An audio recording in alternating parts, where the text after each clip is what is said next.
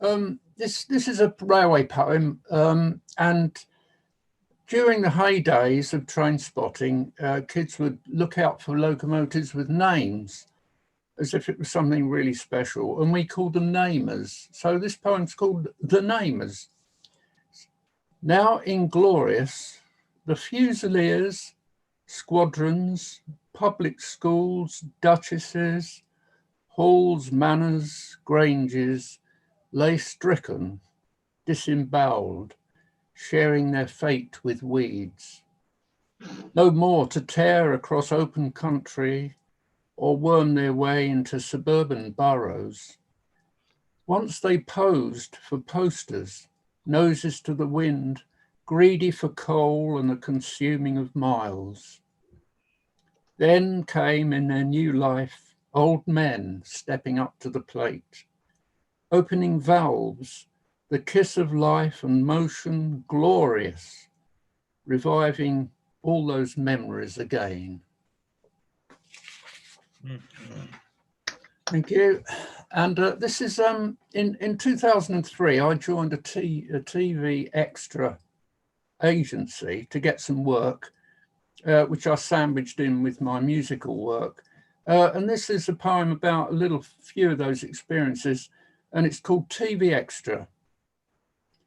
On the Holby City set, a patient clinging to life was told by a surgeon of one last desperate option. The director said, "Cut, what's that noise?" The hospital trolley I was lying on had a squeaky wheel. The orderlies were trying not to laugh. Help arrived, a can of oil. My head wound looked authentic.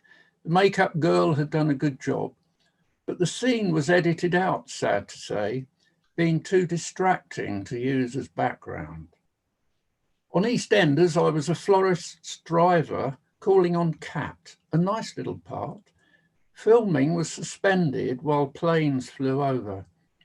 We stared distractedly at the rails and cables on the ground. That's what the camera never shows. The Queen Vic pub was just a wall made up, like most of the set, fit for other stories, scarred by the ghost of Dirty Den and others as yet untold. Most of the work was boring, just walking about or mouthing silent conversation. One trappy guy in a leather biking jacket said I looked like a paedophile vicar. So I smiled.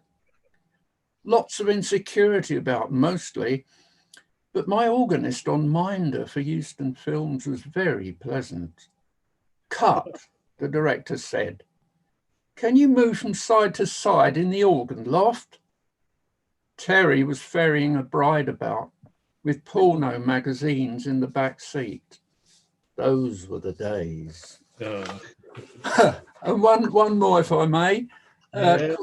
Now, this is about, unfortunately, since the first lockdown, I've actually lost a stone in weight. Most people seem to put weight on, but I'm afraid I was in reverse. So it seems after some investigation that there's nothing to worry about, but possibly a sign of stress, which quite surprised me.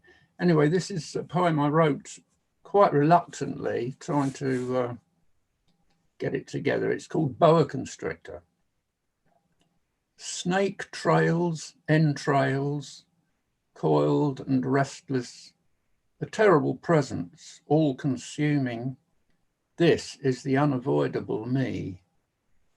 A reptilian friend who won't let go sets me a-squirming. I take him to bed, wake up in the night, dreaming of constriction. But there's nothing to see except a look of vague distress, a cold compress, an alien mind inside my own, inside the cage of mounting stress. Thank you. Oh, thank you very much, Ray. Great fun hearing the train and everything. And I'm so glad you didn't read your poem about being extra in a porn movie.